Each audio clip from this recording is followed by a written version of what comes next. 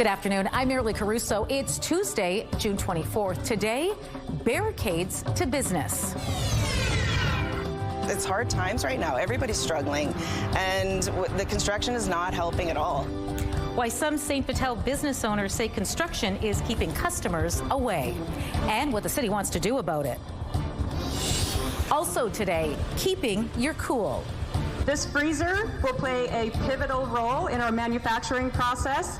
It's a Winnipeg plant that makes airplane parts. So why did Boeing build a $20 million freezer? And Morning Merrick. Assiniboine Park Zoo says goodbye to another beloved animal.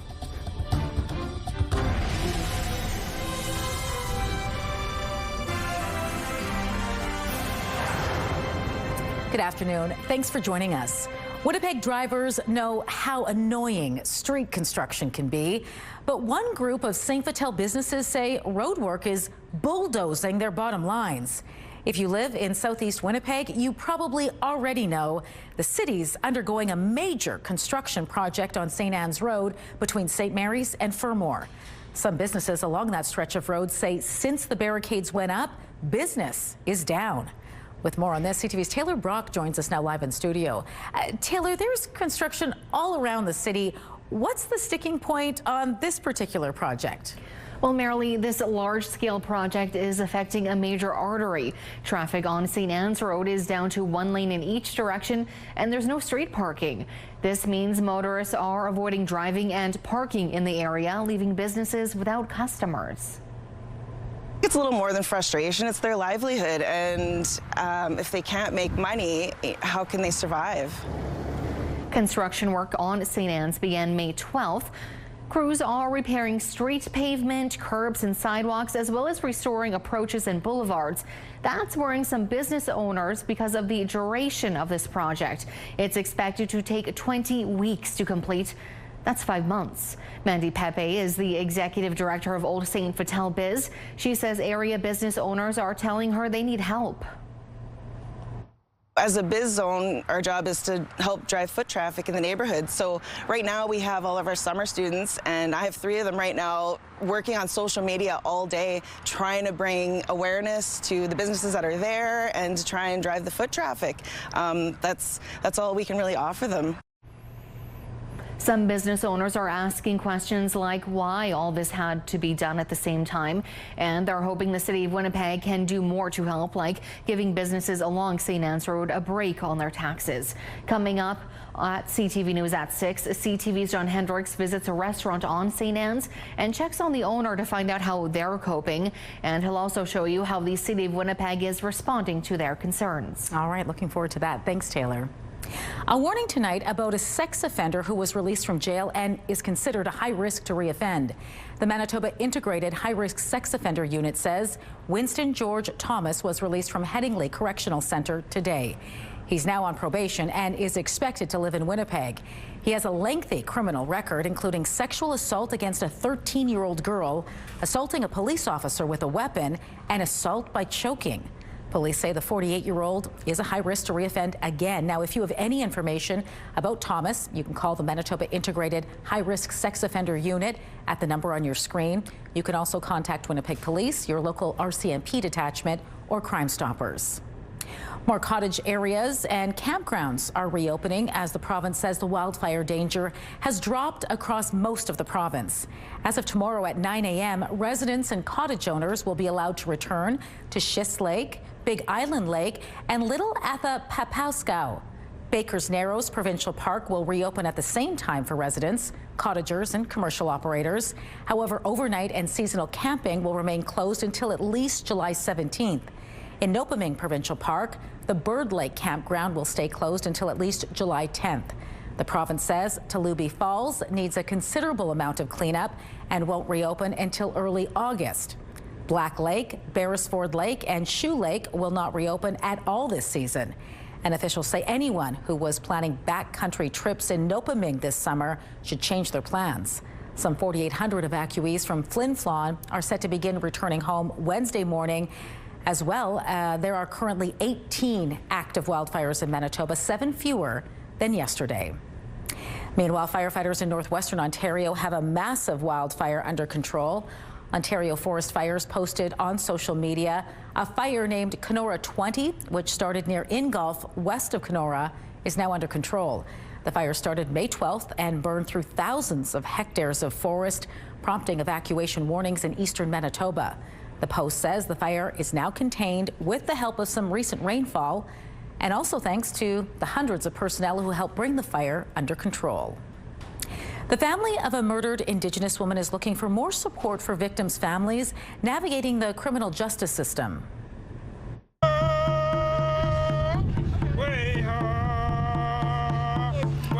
Today at Central Park, family and friends gathered to remember Ashley Isabella Murdoch. The woman from Fisher River and Jackhead First Nation was killed last year. Her body was found a day before her 29th birthday in an apartment on Kennedy Street. Numerous people are facing charges in the homicide, resulting in many court appearances. For Murdoch's family, it means reliving the trauma every time they go to court. Murdoch's mother is calling for more support. Apparently there's supports out there, so where are they? That's where I'm asking. Bring help already. Stop this already. Stop the families that are survivors. They're hurting. Today's march stopped at the building where Murdoch's body was found. Murdoch's mother says even though her body isn't there anymore, she wanted to honor her daughter's soul. Two boys are recovering from serious injuries tonight following a collision involving a semi in southern Manitoba. It happened Monday morning on Highway 244 between Rathwell and Notre Dame. RCMP say the two were making a left turn across the highway in a utility vehicle when they were struck from behind by a semi which had pulled out to pass. A teenage boy was airlifted to hospital in critical condition, while the other boy was taken to hospital in serious condition. Both have been upgraded to stable. The driver of the semi was uninjured. The province is launching a new program it says will help Manitobans save money on their energy bills. Ground source heat pumps are among the most efficient way to heat and cool our homes. The Affordable Home Energy Program offers options, including ones with no upfront costs to cover the installation of heat pumps for eligible homeowners. Efficiency Manitoba says this could save people between $300 and $1,000 a year on their energy bills. The bill will go down because of the geothermal technology is a more efficient source, and that monthly payment will be less than what those savings are. Efficiency Manitoba says it will provide a net savings for homeowners. The program is expected to cost around $10 million annually. There are around 40 certified installers in the province currently. You can contact Efficiency Manitoba for more information. Assiniboine Park Zoo is mourning the loss of another animal today. Merrick was a white-handed gibbon. He was born at the zoo 4 years ago. A spokesperson says Merrick was a charismatic member of the Gibbon family and was deeply loved by the animal care professionals. Merrick recently became ill with a possible infection. Zoo staff were giving him medication, but he didn't respond and ended up falling in his habitat. He died shortly after. Zoo staff are now conducting tests to determine what caused Merrick to become sick. This is the second animal death at the zoo this month. Last week, a 30-year-old polar bear named Aggie passed away. An alarming amount of sewage spilled into Winnipeg rivers last year, enough to fill the Pan Am pool more than 4,800 times. More than 12 billion liters of raw sewage was discharged into the Red and Assiniboine rivers in 2024. That's according to the latest report from the city's Water, Waste and Environment Committee. 1,332 separate incidents occurred over the year. The city is pointing to precipitation as the main cause. Winnipeg is hosting the 2025 Grey Cup Festival and Game this November, but to make sure it all runs smoothly, the team is looking for some help. The Grey Cup Festival needs 1,000 to 2,000 volunteers to support the range of outdoor and indoor events being planned. Shifts will be available from November 9th through the 17th. Volunteers provide transportation support, public services, game day assistance, and more. Each volunteer will receive an exclusive jacket, a t-shirt, toque, and snacks, as well as an invitation to the wind-up celebration. You can complete the volunteer application on the Winnipeg Blue Bombers website. Keep in mind there is a $100 plus GST fee to apply. All right, let's bring in Colleen Brady now and get a first look at your SkyWatch evening forecast. The heat returned today, Colleen. How warm did we get? We got up into the upper 20s here in Winnipeg and across much of the south, so that's where we ought to be, and then some for this time of year. Normal high for Winnipeg is around 24. Now, it comes with a couple of things. There is thunderstorms exactly where we don't want to see them. I'm going to stop the satellite radar and show you right now. The radar, by the way, operates on a 2 to 3 hour loop. This is what it looks like right now. We have thunderstorms moving through the wildfire area. So while the rain is nice, lightning strikes obviously are not. So we'll be keeping our eyes closely peeled on that situation. Also up, I'm going to head this way. Up in the northwest, we do have an air quality warning in effect for the Lynn Lake area. I'll have more on that and a look ahead for your forecast for the rest of the week. But let's take a look right now through the Bath Fitter Live Eye. Bath Fitter, your bath and shower experts for more than 40 years. In Winnipeg right now, it is 20 degrees. It looks like a little bit of rain, maybe even a thunderstorm is moving across the city. That's just popped up over the last few minutes. Winds out of the west-southwest at 31 kilometers an hour, gusting to 53. The pressure's falling and the humidity is 58%. Out in traffic on this Tuesday afternoon, busy, but as expected, moving well through Kenaston and Sterling Lyon Parkway.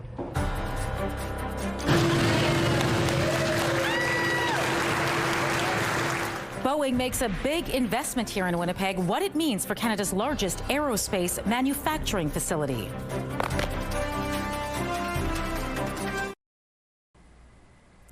The chair of the U.S. Federal Reserve says he's in no rush to lower interest rates despite the pressure from the American president. Jerome Powell spoke to lawmakers today. He repeated his intention to wait for the impact of tariffs before adjusting the lending rate. Donald Trump has routinely ridiculed Powell for not lowering rates. Only last week, the Federal Reserve left the rates unchanged. The Bank of Canada's next rate announcement will be at the end of July. Here's how the trading day ended. The Canadian dollar is up a fraction to 72.85. West Texas Intermediate is down more than $4 to 64.37. Our fix on Western Canadian Select has it down more than $4.50 to 57.24. And the TSX is up more than 100 points, hitting another record close at 26,718. Those are your business headlines. I'm Marilla Fernandez. Boeing Canada is showing off a cool new expansion at its Winnipeg facility, including a massive 7,000 square foot freezer.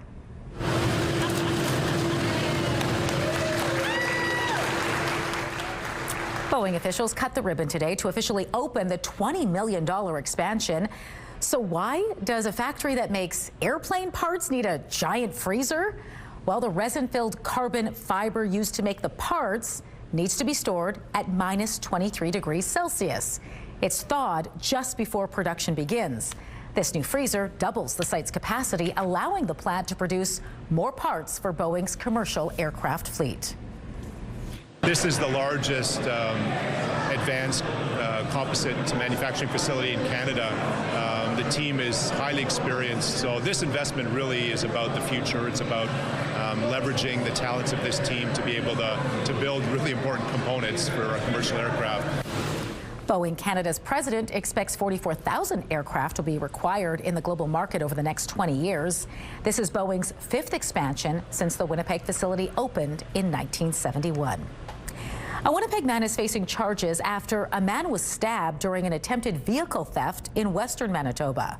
RCMP say it happened early in the morning Saturday in the RM of Mountain. The victim heard someone outside and went to investigate. The pair struggled and he was stabbed. He was brought to hospital, treated and released. Mounties caught up with the suspect in the community of Bell's site after someone reported someone trying to steal from vehicles. A 34-year-old Winnipeg man is facing several charges. Former Winnipeg Blue Bomber All-Star Adam Bighill is headed west. The Calgary Stampeders have announced the signing of Bighill to its practice roster. The 36-year-old is a 3-time winner of the Most Outstanding Defensive Player Award, an 8-time West Division All-Star, and a 6-time League All-Star. Bighill has won 3 Grey Cup rings, 1 as a member of the BC Lions and 2 with the Blue Bombers. However, the 12-year veteran was released by the Bombers in January and has yet to suit up this year. He stated in a social media post following the release he planned to keep playing.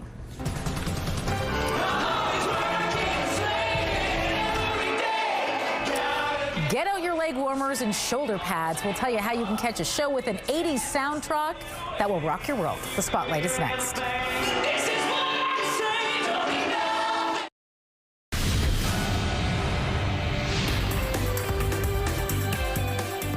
Spotlight, sponsored by the Casinos of Winnipeg, presenting Brett Kissel.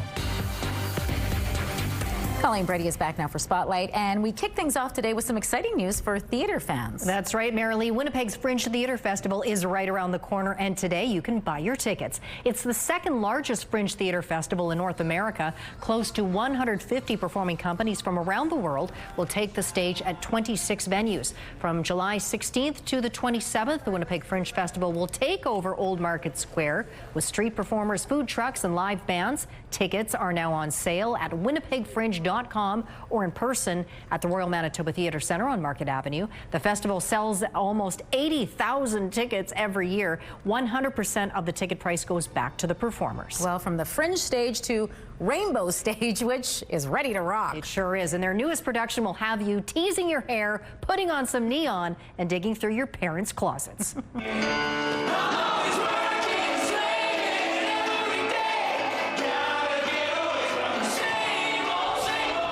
Maybe my closet. Never mind my parents. Rock of Ages hits the stage in Kildonan Park this Thursday. The Broadway musical tells the love story of a small-town girl and city boy set to a rockin' 80s soundtrack that will make you want to sing along.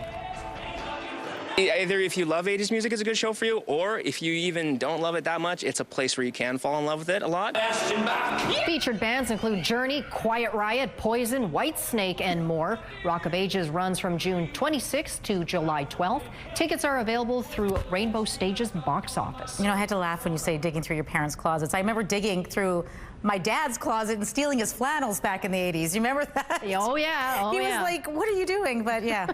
It was very important work. Brought me back there. That's right. Okay, now to an important new documentary film that's making its Manitoba premiere this weekend. That's right. The film explores the history of 2S LGBTQI+ rights in Canada. This is a time that requires that we be on the street to take up space. The state would attack us. We were forced to respond. There was no choice. That's the trailer for Parade, Queer Acts of Love and Resistance.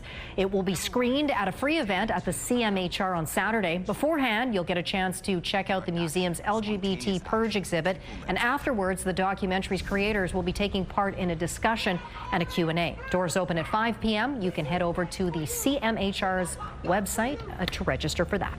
All right. Thanks for this, Colleen. You're welcome.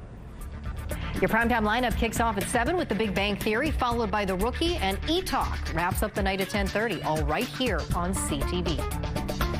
A live look now onto Portage Avenue, just west of Polo Park, as a thunderstorm is moving through the city. I'll have more details on that and a look ahead to the rest of the week coming up. Women's clothing provided by RW & Company. Salon services provided by S&T Spa Salon.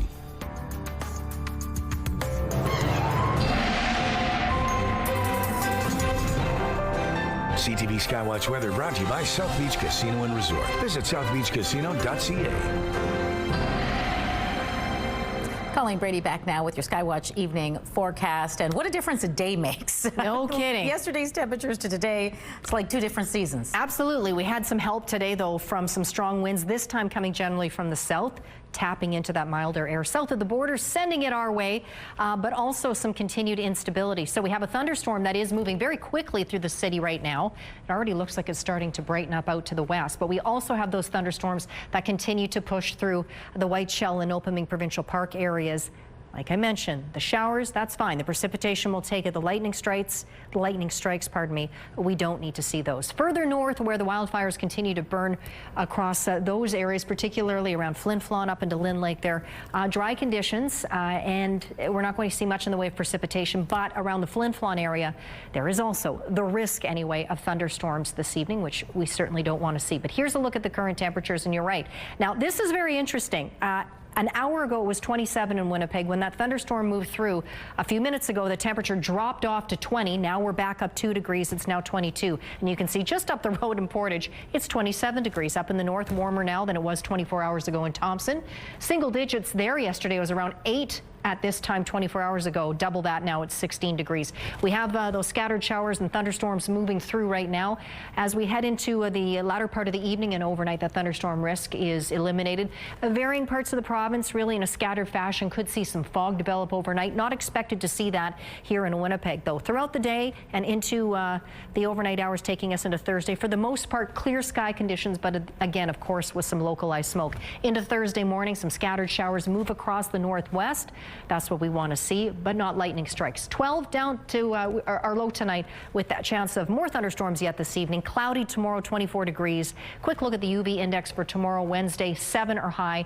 And then the long range forecast, pretty warm, 25 on Thursday in the sun, 28 with a thunderstorm risk on Friday, and then a very warm weekend ahead as well. To our weather photos we go, and this one takes a look out on the Seine River. That's out in Lorette. That photo is from John. And this next one is a look at that big bright sun. That's over St. Claude, Manitoba. That photo is from Andrew. You can email us yours to winnipegweather@ctv.ca. Thanks, Colleen. High school convocations are happening throughout the province over the next week, and for some students, it's better late than never. I think I would have probably laughed if you told me this would happen at some point. I am kind of in disbelief. It's really exciting. Zoe McKay is one of the 150 or so students graduating from the Winnipeg Adult Education Center Thursday. McKay returned to the classroom after a decade away to get her high school diploma. And that's not all. She was also named this year's valedictorian. Don't be scared of change. Change can give you the ability to transform your circumstances and take agency over your path going forward. Just jump into the great unknown and see what happens. CTV's Daniel Halmerson caught up with McKay and some of the other soon-to-be grads at their rehearsal earlier today. Tune in at 6 o'clock to hear inspiring stories from other grads, including some newcomers to our city. Job well done. Yes. Congratulations. You can feel the buzz. That's all my social media is filled with his graduation no photos. I love them. Congratulations to all the grads out there, and look forward to hearing more from Dan's story at 6 o'clock. Hope to see you then.